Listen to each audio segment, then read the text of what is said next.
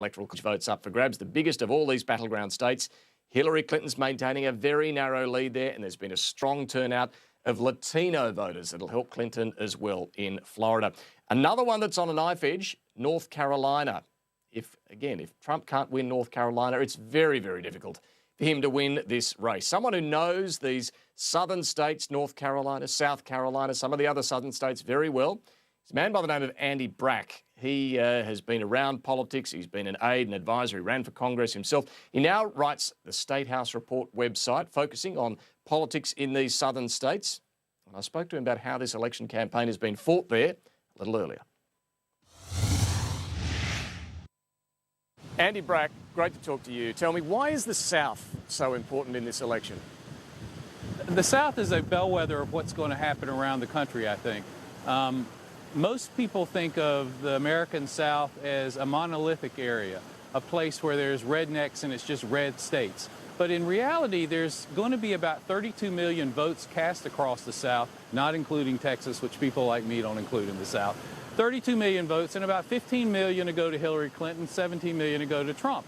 It shows that there are, I mean, who in the world would think that about 45% of Mississippi is going to vote for Hillary Clinton? You wouldn't, but that's what's going to happen. Is this tightening up over the years in terms of the two parties, or has it always been? It's always been that. The reason that there's the legislatures and the governor's races tend to be red is that the Republicans took control and they gerrymandered the areas and in redistricting. It's just kind of one of the things that we do to redraw districts, and they drew the districts favorable to incumbents and to Republicans. But anyway,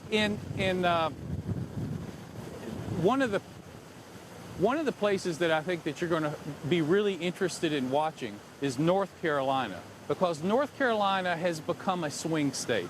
And I say that in this particular election, it's going to be really interesting because you see the dynamism and change in the South. On one hand, you have the Trump versus Clinton, and it's neck and neck right now. I think Clinton will pull that out. And another one, you have an incumbent senator who's Republican, and he's ahead of the Democratic challenger. But then you've got an incumbent Republican governor who is being challenged seriously by a Democrat, and the Democrat is way ahead in the polls. And that's because the Republican messed up and pushed through a law about bathrooms. Now, what about Trump supporters in the south of the country?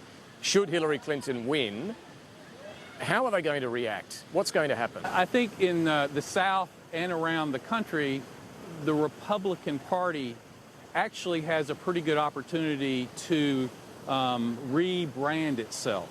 And here's why. In most elections, you think of Democrats, Republicans, and independents.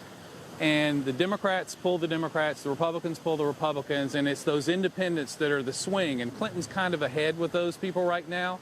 But in this campaign, you've also got country club Republicans.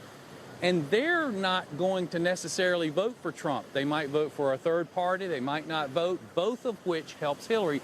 Or they could vote for Hillary. That's, I think, her secret weapon.